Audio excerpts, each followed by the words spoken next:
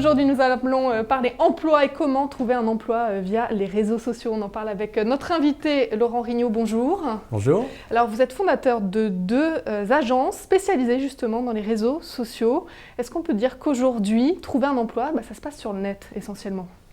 Alors, pas forcément essentiellement et uniquement, mais en tout cas, effectivement, ça se passe sur Internet et notamment les réseaux sociaux et les réseaux sociaux professionnels. Mais qu'effectivement, il faut mettre en place une stratégie qu'on appelle multicanal, comme une entreprise, pour pouvoir proposer son offre de service à des recruteurs, qui peuvent être des chargés de recrutement, des cabinets de recrutement, des DRH, et ce sur différents canaux, pour leur permettre de nous identifier et de transformer éventuellement cette identification en un rendez-vous en face à face comme ce soir. Alors, 2 tiers des recruteurs passeraient par ces réseaux. On voit quand même l'importance en France. Nouvelle tendance qui vient des pays anglo-saxons. Pourquoi la France est-elle, entre guillemets, en retard? Alors, effectivement, les réseaux sont d'abord arrivés des États-Unis, notamment LinkedIn. Et on connaît la problématique peut-être des Français à maîtriser les langues étrangères. Donc ça a peut-être été un premier frein dans un premier temps. Également le taux d'équipement qui a été un frein. En revanche, grâce et avec Viadeo qui a francisé rapidement ces outils, les Français s'y sont mis. Aujourd'hui, le taux d'équipement a augmenté et c'est vrai qu'après la digitalisation au sens large des entreprises, du marketing, de la communication, les DRH et les recruteurs se sont mis et se sont numérisés. Voilà. Ça se passe sur le net, essentiellement, vous m'avez reprise, mais quand même, il faut y être aujourd'hui. C'est clair qu'aujourd'hui, si on prend à peu près une volumétrie, ne pas être sur les réseaux sociaux professionnels, c'est à peu près comme si l'on refusait de répondre à un cabinet de recrutement. C'est à peu près le même poids.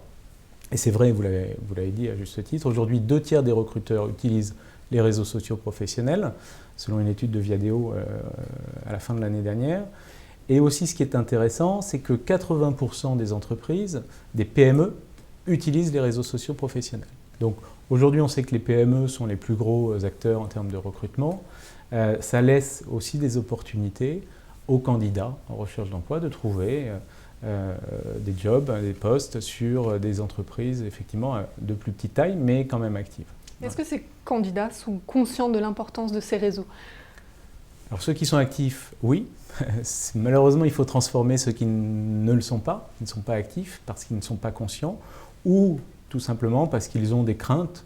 C'est vrai que la rumeur, les on-dit… L'irréputation, on en parle souvent. L'irréputation, effectivement, fait toujours peur et voilà, il faut avancer en tout cas avec raison gardée et avec un plan parce que l'on a une offre de service qui est la sienne, qui est son offre de service professionnel, comme là une entreprise. Donc en fait, il faut mettre un plan d'action, marketing et de communication, de définition d'un territoire éditorial et de communication sur son domaine d'expertise ou ses domaines d'expertise, comme le fait une entreprise. Donc il faut vraiment, entre guillemets, marketer son offre de service pour retrouver un emploi. À vous entendre, ça devient presque un emploi à plein temps. Ça demande quand même des compétences, une connaissance aussi de ces réseaux. Tout à fait. En tout cas, vous avez raison. C'est un emploi à plein temps. Aujourd'hui, rechercher un emploi, il faut passer du temps. On rentre dans une ère de guérilla pour retrouver un emploi. Pourquoi? Parce que les offres de services compétitives et concurrentes sont de plus en plus importantes avec l'augmentation du chômage. Également, les entreprises sont de plus en plus prudentes. Recruter un nouveau collaborateur, ça a une vraie incidence sur une entreprise, aussi bien financière, mais au niveau de son écosystème, interne ou externe. Donc, elle est prudente. Donc, comme elle est prudente, elle va vraiment qualifier et sourcer plus précisément ses candidats. Donc, l'inverse est vrai, il faut vraiment s'organiser pour pouvoir se présenter sous son meilleur jour professionnel, et puis en toute transparence, parce que tout se sait, et puis si effectivement l'entreprise contractualise avec vous, il faut être à la hauteur de ce que vous leur avez exposé comme offre de service. À chacun son réseau, est-ce qu'il faut être partout, tout le temps? Quels sont les conseils que vous pourriez donner? Alors je dis que c'était une stratégie multicanale, je ne veux pas dire qu'il faut être omniprésent et omnicanal. En revanche, il faut être cohérent. C'est vrai que si vous êtes dans une stratégie de recherche d'emploi sur des réseaux professionnels, sur LinkedIn, sur Viadeo, sur d'autres supports comme do you buzz, ou si même vous souhaitez créer un blog, pourquoi pas, pour vous donner encore plus de visibilité. Il faut que les informations que vous allez diffuser soient cohérentes. Les mêmes dates, les mêmes missions, les mêmes résultats. Voilà. Et on s'aperçoit, nous, en tant que recruteurs, ou les personnes que l'on accompagne, 70 pour être gentil, mais 80-85% des candidats ne sont pas préparés. Donc il faut vraiment bien se préparer. Ça veut dire quoi? Avant tout, bien se connaître, bien connaître la définition du poste que l'on recherche, idéalement. Et donc, une fois qu'on a défini son parcours, son fil rouge, on va avoir plus d'aisance à pouvoir l'exprimer sur les réseaux sociaux. Et cette analyse de définition d'offre de service, il faut le faire en amont. Alors, petite astuce assez simple, vous prenez les 5 annonces cœur de cible de votre futur job que vous estimez vraiment vouloir et sur lequel vous êtes bien positionné. Vous prenez un marqueur à l'ancienne, vous les imprimez sur du vrai papier. Encore du papier alors. Voilà, du vrai papier. Vous surlignez tous les mots-clés de ces offres d'emploi cibles et vous allez pouvoir les intégrer sur vos différents profils, LinkedIn, Viadeo, Twitter et autres, et définir ainsi votre domaine d'expertise. Et c'est comme ça que les recruteurs, petites entreprises ou grandes entreprises, sur les moteurs de recherche, mais également sur les réseaux sociaux professionnels, grâce à ces mots-clés, vont vous retrouver. Et aujourd'hui, on voit l'évolution des job boards, je ne vais pas citer de marque, mais l'évolution de ces job boards-là qui deviennent de plus en plus des outils de matching.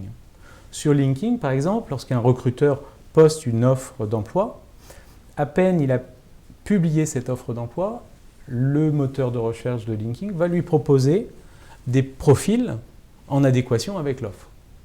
Donc l'annonce n'a même pas été publiée, que le recruteur... On est dans l'immédiateté de ces réseaux, d'Internet. On est dans l'immédiateté que nous impose malheureusement, ou bien heureusement, Internet.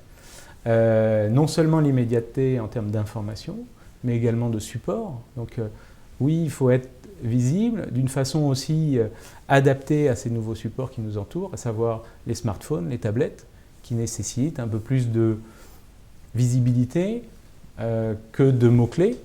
Voilà, mais tout ça est géré aussi par le référencement naturel par rapport à son offre de service. Ça veut dire qu'aujourd'hui, si on ne met pas des vidéos, des liens, des photos, on est ringard? On n'est pas ringard. De toute façon, déjà, on fait en fonction de ses compétences et de ses moyens et de son... Est-ce que ça ne creuse pas les inégalités, finalement? Alors, il y a toujours effectivement cette fracture, entre guillemets, numérique qui existe en France. Premièrement, parce que vous avez raison, ces outils n'existaient pas il y a 10-15 ans et ils évoluent tous les jours. Ce que je vous dis aujourd'hui n'était pas valable il y a 3 mois et ne le sera plus dans 8 mois, ou 6, ou 3. En revanche, il faut... Et on le voit bien au quotidien, ils ont pris une place importante, il faut les apprivoiser. Et donc effectivement, une photo sur LinkedIn, c'est 7 fois plus de visites qu'un profil sans photo. Alors, vous allez me dire, oui, mais moi, je ne veux pas mettre ma photo parce qu'il y a une discrimination peut-être à l'emploi.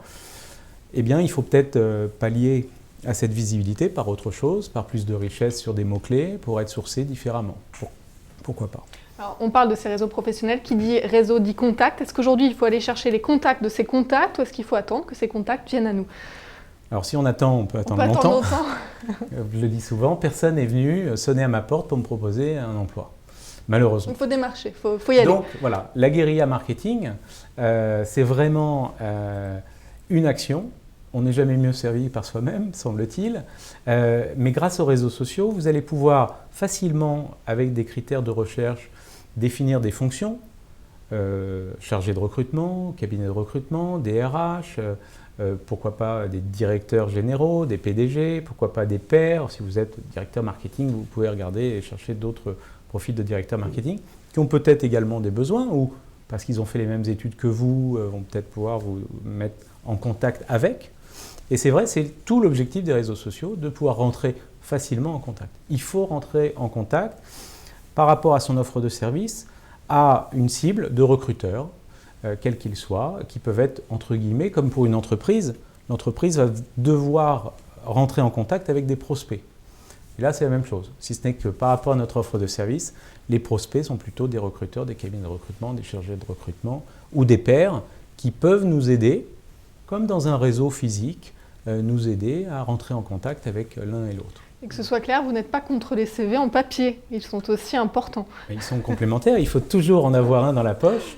Pourquoi ? Parce que les Américains appellent ça l'elevator pitch. Vous prenez un ascenseur, vous pouvez rencontrer quelqu'un qui vous dit qu'est-ce que vous faites, et en 30 secondes, 1 minute 30, le temps de monter aux étages supérieurs, vous devez décliner vos points forts, votre parcours, votre fil rouge et vos attentes. Et bien entendu, demain par exemple, il y a le salon des entrepreneurs au Palais des Congrès. Vous êtes cadre, vous visitez ce salon, vous pouvez être exposé à des prospects de votre offre de visite, des recruteurs quels qu'ils soient potentiels. Il faut quand même avoir votre carte de visite, votre CV, pourquoi pas une lettre de motivation qui puisse l'accompagner, en plus d'un profil LinkedIn, Viadeo, une présence sur Twitter qui relaie tous vos domaines de compétences et votre expertise. Alors, on l'a vu, c'est une guérilla. Pour avoir les armes pour lutter, on peut se rendre à cette conférence à Fourqueux avec ce thème, votre nouvel emploi via les réseaux sociaux, et vous serez accompagné de Jacques Froissart. C'est ce mardi à 20h30 à l'espace Pierre Delanoë, salle Fulcosa. Est-ce que vous pouvez nous présenter ce conférencier qui sera à vos côtés? Écoutez, vous êtes complémentaires. On est complémentaires. Moi, je dirige une agence de marketing et de communication digitale. À titre personnel, j'accompagne depuis 20 ans des chercheurs d'emploi et je donne beaucoup de mon temps gracieusement dans différents réseaux de recherche d'emploi, dont le FRES. Et j'ai voulu, faisant beaucoup de formations pour aider les chercheurs d'emploi, m'adjoindre les compétences de Jacques Froissart, qui est ce qu'on appelle un social recruteur, qui est tombé dans les réseaux sociaux dès le début et qui a fait vraiment évoluer son métier de chercheur d'emploi, de chercheur de candidat, pardon, de recruteur, avec les réseaux sociaux. Et c'est vrai qu'on est très complémentaires, moi avec la partie technique, définition de la stratégie, des objectifs, du plan d'action, et puis lui avec tout ce qui est partie, la deuxième partie, c'est bien, on a les outils, les supports, mais une deuxième partie qui est la posture, le discours et l'adéquation entre ce nouveau monde que vous expliquez, qui peut parfois inquiéter, et puis effectivement comment les marques qui mettent en place des stratégies marque employeur pour recruter des candidats, eh bien effectivement l'adéquation entre cabinet de recrutement, agence, nous permettent d'accompagner des cadres ou pas à être plus visibles vis-à-vis de ces nouveaux recruteurs digitaux. Donc vous êtes complémentaires, on l'aura compris, c'est important d'avoir ces réunions, d'autant qu'on parle beaucoup du chômage. Est-ce qu'aujourd'hui c'est un moyen de lutter contre le chômage en donnant d'autres armes à ces demandeurs d'emploi? Alors c'est important. Ça fait partie de nos valeurs, Jacques et moi, de bienveillance et d'accompagnement. Vous parlez beaucoup de social, en préparant cette émission, vous m'avez parlé beaucoup de social. Exactement. Le social, les réseaux sociaux, tout ça est un tout, parce que derrière, il ne faut pas l'oublier, il y a l'humain, il y a les valeurs de tout un chacun. Et un recruteur qui, grâce aux réseaux sociaux, va peut-être vous identifier, va faire du sourcing, il va avoir besoin de vous qualifier également. Ça veut dire quoi, qualifier? Ça veut dire simplement de voir si vous allez pouvoir rentrer dans l'écosystème qu'est l'entreprise à la bonne place, en cohérence avec l'équipe déjà en place et pouvoir vous intégrer parce que son objectif c'est que vous puissiez pérenniser votre situation au sein de l'entreprise. Donc il y a une vraie valeur sociale et le digital, les réseaux sociaux ne sont pas là pour faire tomber ces valeurs mais au contraire pour les identifier et accélérer. Donc, message rassurant. Un message rassurant. Je le dis souvent, je ne suis pas là, et j'ai bien commencé par ça, il s'agit d'une stratégie multicanale dont le digital fait partie, parce qu'aujourd'hui, malheureusement ou heureusement, il prend beaucoup plus de place dans le recrutement.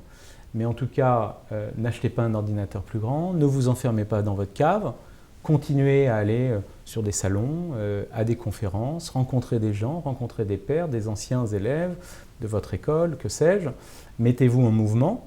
Toute cette mise en mouvement, si vous allez dans un salon, vous pouvez prendre une photo de l'affiche d'une conférence voilà, et la publier ou publier le contenu sur vos profils professionnels de LinkedIn, Viadeo, Twitter et créer ainsi une visibilité et tout ça en cohérence avec votre secteur d'activité professionnelle. Voilà. Et venez poser vos questions. C'est ce mardi à 20h30, espace Pierre Delanoë, salle Fulcosa. C'est organisé par l'association FRES et la Boucle Accueil Emploi avec la Maison de l'Emploi du Vésinet. Merci beaucoup Laurent Rignot d'être venu sur ce plateau. Merci à vous. Et grand temps continue.